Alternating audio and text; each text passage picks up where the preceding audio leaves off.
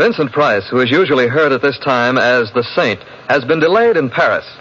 Tonight, by arrangement with Metro-Goldwyn-Mayer, you will hear Barry Sullivan in the role. Mr. Sullivan can currently be seen with Lana Turner and Ray Milland in A Life of Her Own.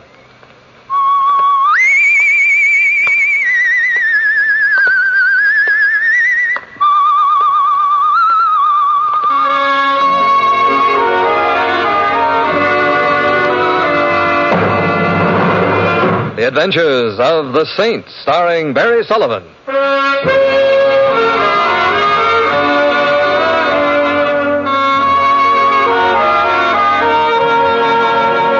The Saint, based on characters created by Leslie Charteris and known to millions from books, magazines, and motion pictures.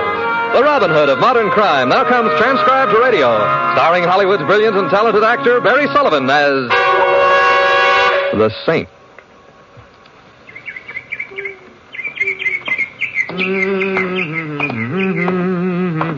Oh, I beg your pardon, sir, or madam, as the case may be.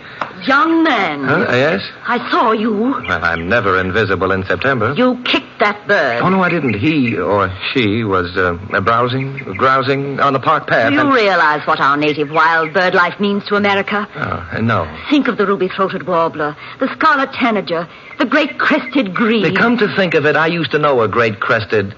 No. The man I knew was a Greek. He wrestled. The bird life of our country must be protected at all costs, young man, at all costs. Madam, I assure you, I would not deliberately kick a bird, not even a bullfinch. Well, all right. I'm ashamed. I suppose that henceforth I'll be known as a man who hasn't a feathered friend in the world. The beat of tiny wings will never brighten the declining years of Simon Templar's life. Did you say your name was Simon Templar? Not exactly, but it is. You're the Saint? After our unfortunate introduction to each other, you may find that hard to believe. But I was on my way to visit you. Oh? I wanted to ask you to help my brother. Your brother, he kicks birds? Or perhaps birds kick him? Warburton has nothing to do with birds. Warburton. His trouble is, well, a little different. What is his trouble? He's haunted. Madam, I have a feeling James Thurber is the man you want. Don't be irreverent. I beg your pardon. Warburton is haunted by a ghost. That sounds reasonable. This Warburton, he's older than you are. If you're implying by that, is he senile? The answer is no. He's a year older than I am, but perfectly sane. Nevertheless, he's haunted, I know. How do you know? I've heard the ghost myself. It giggles. Giggles? Giggles. I'm strongly tempted to murmur happy haunting, but I'll resist temptation. And what is even more dreadful, Mr. Templar, and of course you're coming with me at once to investigate the matter, not only is my brother haunted, but he likes it.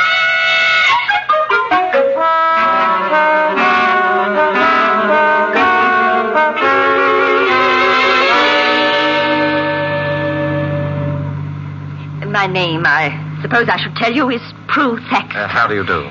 And my brother is, of course, Warburton Thaxter. How does he... no, I guess he doesn't do so well. Miss Thaxter, what is his occupation? Warburton has been a banker all his life. Uh-huh. It is not proper for a banker to be haunted. Except perhaps by certified public accountants. Mr. Templar, I shall want you to take immediate steps about the matter. Well, I'm not at all sure that I'm qualified to, although I should like to help. Something will undoubtedly occur to you. Something always does. Perhaps. But in these latter years, it's usually been something more substantial than ghosts. Something blunder. Mr. Templar, your arm, if you please. Oh, of course, lady. Charles will put the car away. Charles must have been listening closely. Miss Thaxter, you and your brother wealthy? Modestly so? Why? It satisfies a private curiosity. I've noticed that ghosts tend to haunt only the wealthy. That's either a characteristic of ghosts or of the wealthy. Well, I'm not sure I approve of your speculations on the subject. We'll go at once to the drawing room. Which is where the ghosts? It is where Warburton may possibly be. At the door to your left, Mr. Templar.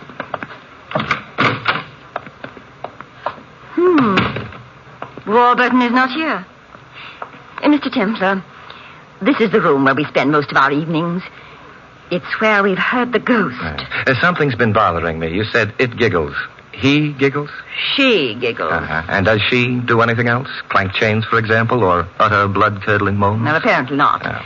Warburton and I heard her on a number of occasions. Mm-hmm. The sound seemed to come from the study. The door on the right wall leads to it. And you investigated? Well, Warburton did, naturally. He went into the study. He felt a man should look after such matters. I see. He went in and shut the door behind him to spare me. He stayed on each occasion some little while.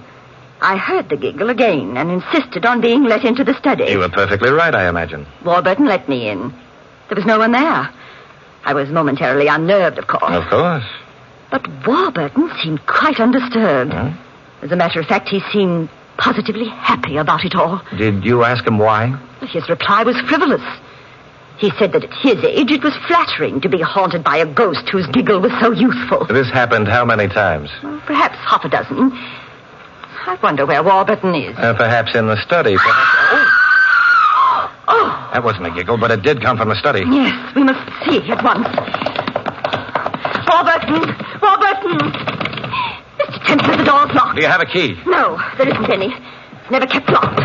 Let me in. Miss Baxter, ghosts don't generally go about opening doors. Must be latched from the inside. Is there any other way of getting into the study? Oh, there's a window overlooking the garden. And suppose we try the garden. All right. It's this way. Oh, Mr. Templar, I'm frightened. What are we going to find in there?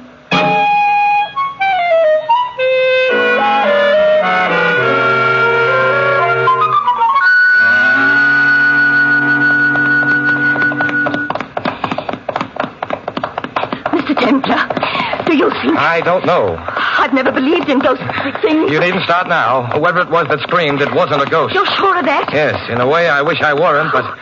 I don't think I quite understand. Well, let's wait and find out before...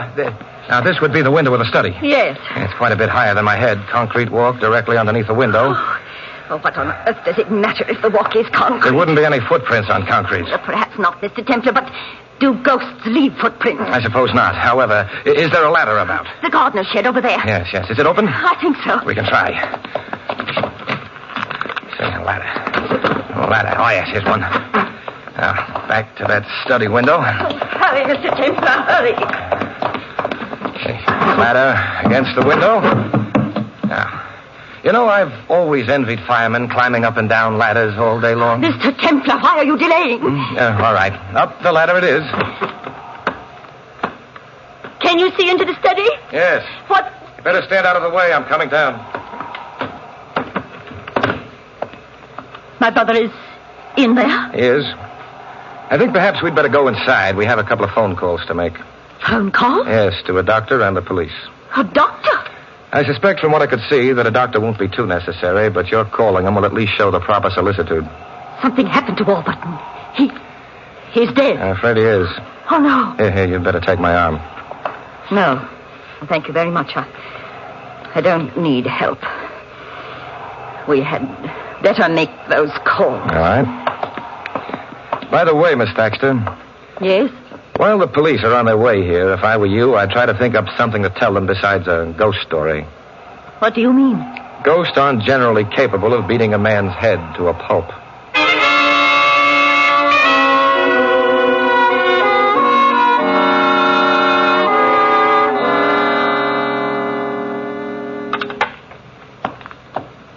The police will be here, they said, quite soon. Now run along then, Miss Baxter. But, Mr. There's Templar... nothing I could tell them that would be of any help to anyone. I suppose not.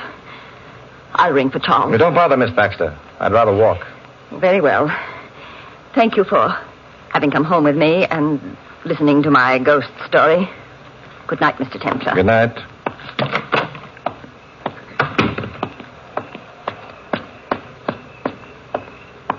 Here you are, sir. Huh?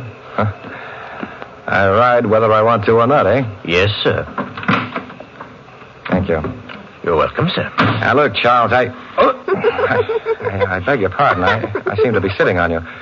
Not entirely, of course, but enough to know that you're not a ghost. Look, I don't like to seem inquisitive, but you can speak? Of course I can.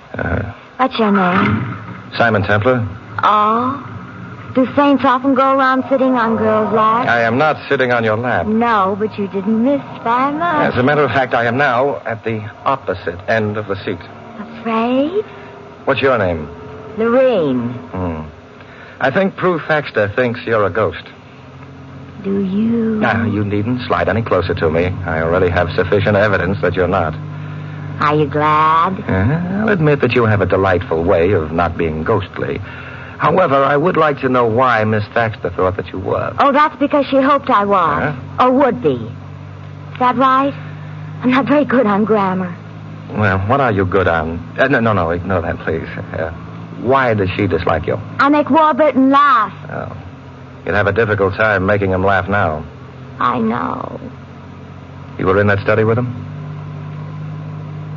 Your silence fear or discretion? I wish you wouldn't say things like that. I mightn't like you if you do. I'll survive. Will you? Oh, now you're threatening me. Yet if you hadn't waited for me in this car, I'd never have known who you are. And somehow it doesn't hang together. Because then I couldn't have been of any danger to you. You couldn't have been of any help either. How can I help you?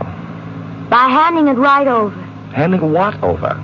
The key. The key, of course. The key to... Please, don't be difficult. I'm terribly sorry, but actually I don't know enough to know if I'm being difficult or foolish. Let me search. Oh, no. Why not? Well, I'm ticklish. If you don't let me search you, I'll scream. You needn't bother. You forget, I've already heard you scream. Maybe, but Charles hasn't.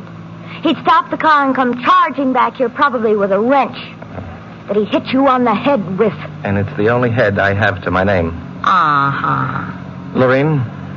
Yes, Simon? Search me.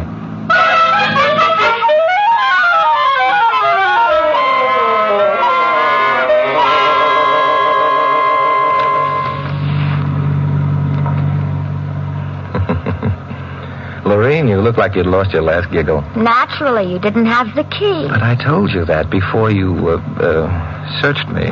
But didn't you like it anyway? I refuse to answer that. And besides, we're at my home.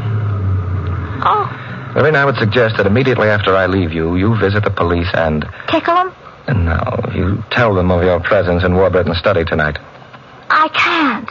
Because you murdered Warburton Thaxter? Because of who I am. I didn't kill Warburton, but they might not believe me. Because of who I am. Who are you? What? Mrs. Warburton Thaxter, of course.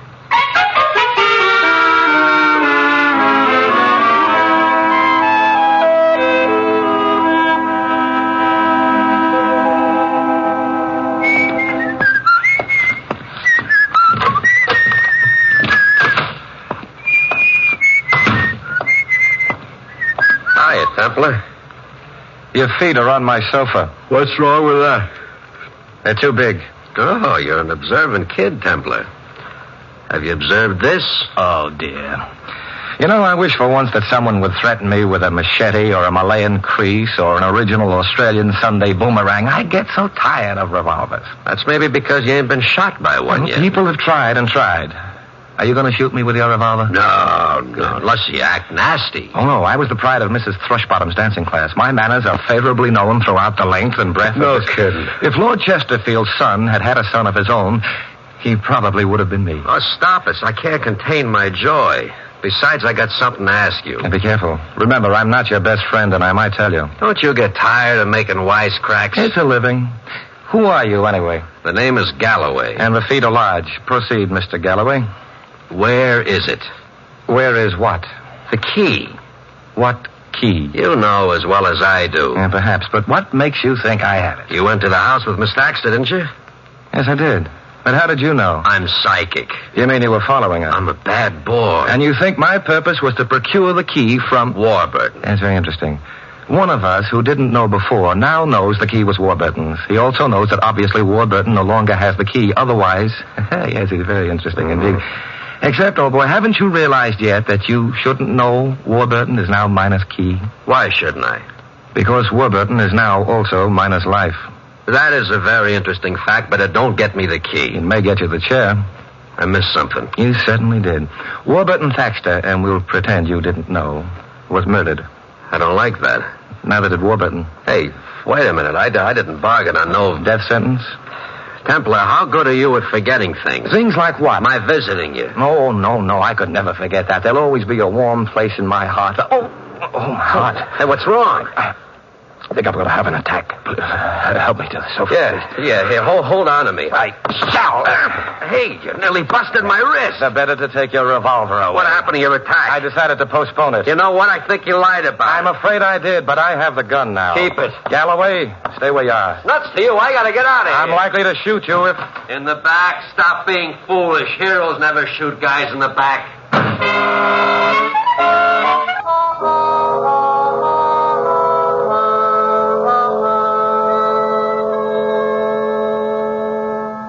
Lieutenant Cool, I'll bet you never knew I was a hero. Go away, Templar. I was just about to take my nap. Oh, it can't be. They must have put you on the Thaxter case.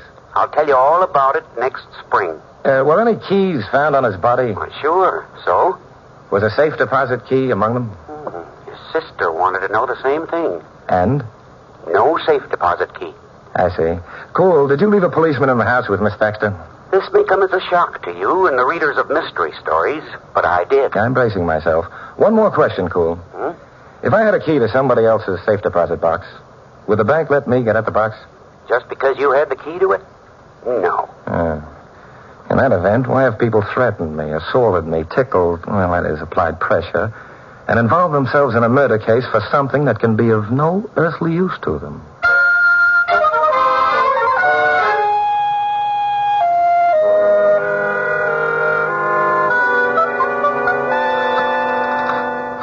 Templar, the telephone.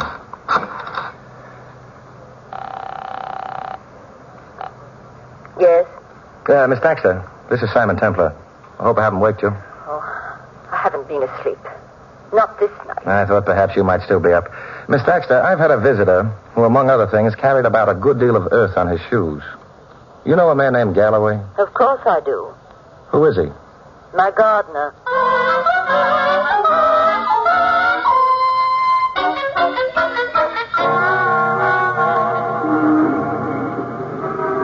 Taxi!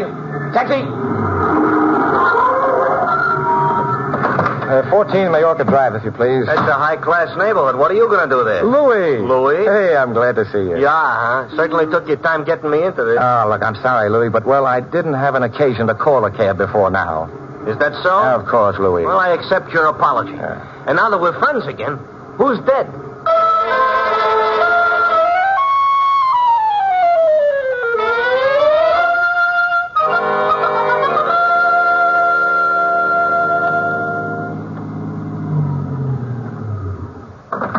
The scene of the tragedy. I wait. You wait. About how old is this Miss Thaxter? Middle 50s, I should think. Why? Oh, I just wanted to know how long I'll have to wait. Middle 50s? Not long.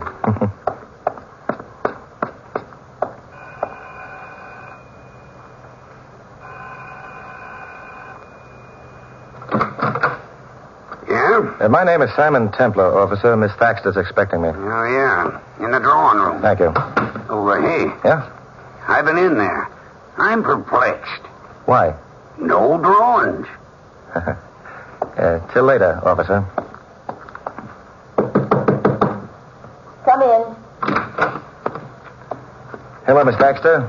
Sorry it's so late. It's kind of you to come and ask me questions. It may keep me from... What did you want to know? First, how long has Galloway been with you? Oh, a good many years. Where does he sleep? Garden house. And I can stop and see him on my way out. Miss Thaxter, did you know your brother had been married? The police told me about it tonight. I hadn't known before. You didn't really think your brother was meeting a ghost in his study, did you? No. I would have preferred it to be that, however. You've never met Laureen Anderson. She's cheap, Mr. Templar. Cheap and grasping. And you told the police about hearing her in the study before we discovered your brother's body? I told them nothing. It might have been safer, too. Do you know where she lives? A theatrical hotel somewhere. Which one? I'm not sure. Well, you've got to remember, and quickly. Why? Because I'm afraid there'll have to be another death before this is over. Oh. I think it was the... Yes? The Exbrook Hotel. The Exbrook. Thank you. Good night, Miss Thaxter. Good night. Good night, officer. Good night.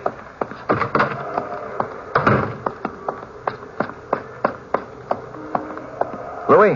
Huh? Get out of that cab. Come with me. Where you going? Around the house to the gardener's place. Want him to pick you a few flowers? No, I want a witness with me. Ooh, that gate ought to be oiled. You ought to speak to the gardener about it. Yeah, this is the place, all right. Hey. Shouldn't you have knocked? Unnecessary, unless I'm mistaken. And I wasn't mistaken. Oh, you mean you expected him to be dead?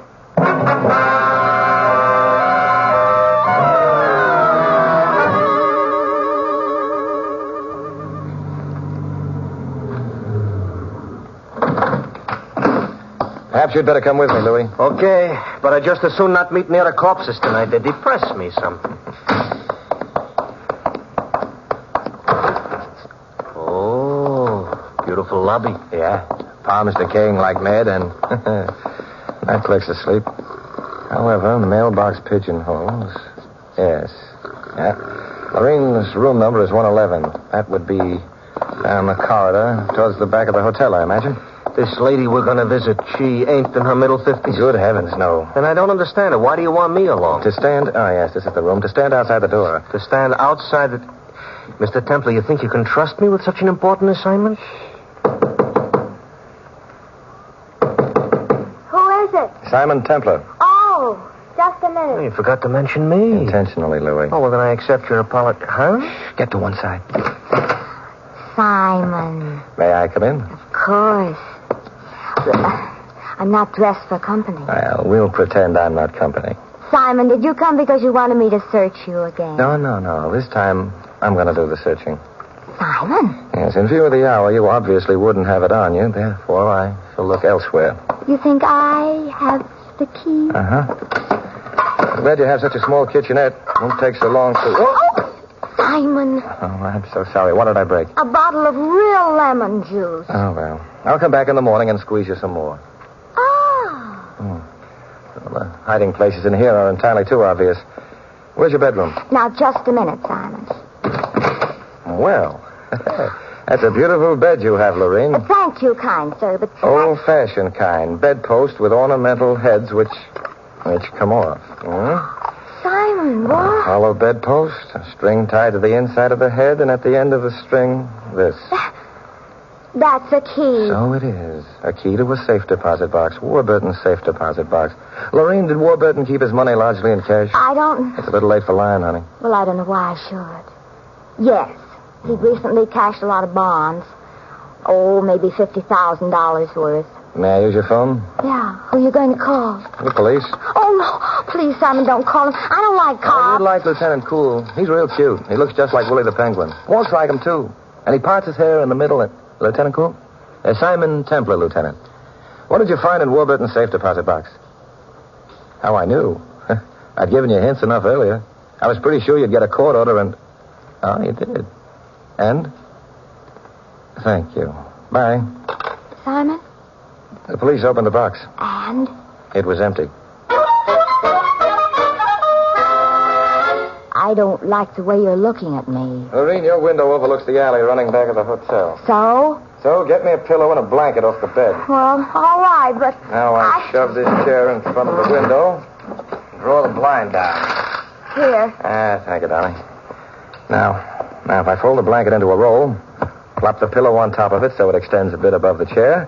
Yeah. Through a blind from the outside, it would look as though you were sitting in that chair. Maybe it would. Now, you put a coat on. But... Come with me. Aw. We're going to bowl in a different kind of alley.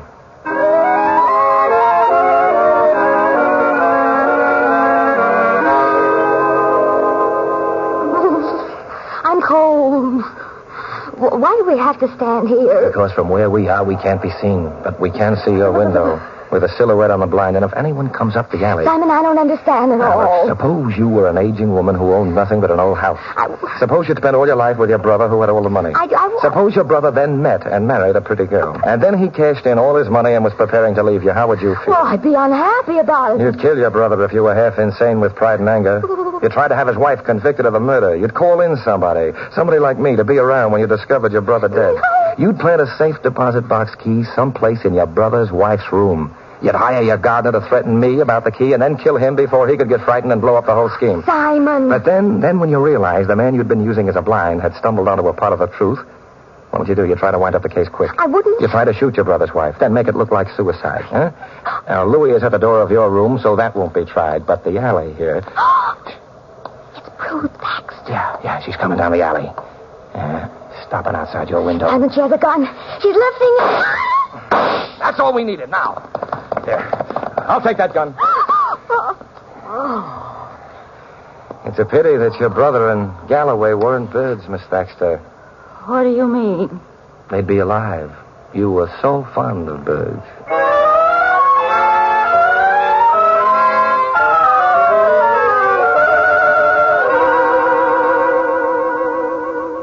You see, Lorene, that safe deposit key couldn't have been of any use to Galloway or yourself. No. But Miss Thaxter, she had two uses for it. First, she'd rented a safe deposit box at the same bank, next to her brother's. Mm-hmm. She was known to the guard at the bank, therefore she could go down into the vault and, by working quickly, empty Warburton's box, which she did. And then she planted the key on you. I'm so grateful to you, Simon. Oh, nonsense, Addie. Simon, I don't know how I can repay you. Do you? Well, as children say when they don't know something. Search me.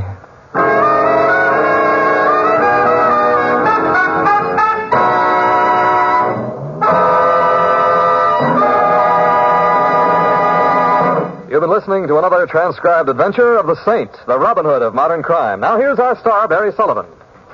Ladies and gentlemen, 10 years is an awfully long time to be hungry. For us in America, it's an unbelievably long time. But for millions of people in Europe and Asia, it's not very hard to believe because they've lived hunger. They're living it right now. But there's at least one family abroad that can experience once again the strength and vigor of proper nourishment.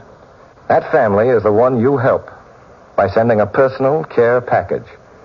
Your compassion can be turned into material aid by sending a food gift through non-profit care. For instance, CARE's $10 food parcel will supplement the diet of a family of 4 for a whole month. It contains 24 pounds of nourishing meats, fats, sugar, and other foods high in vitamins. This or any other CARE food package will be sent to the person you specify. Or if you wish, CARE will select a suitable recipient for your gift, and either way you'll receive a signed receipt upon delivery and probably a heartfelt letter of gratitude. All you have to do is send your money order to CARE, New York. CARE will do the rest. Remember the address, it's CARE, New York. And now this is Barry Sullivan inviting you to join us again next week at the same time for another exciting adventure of the Saint. Good night.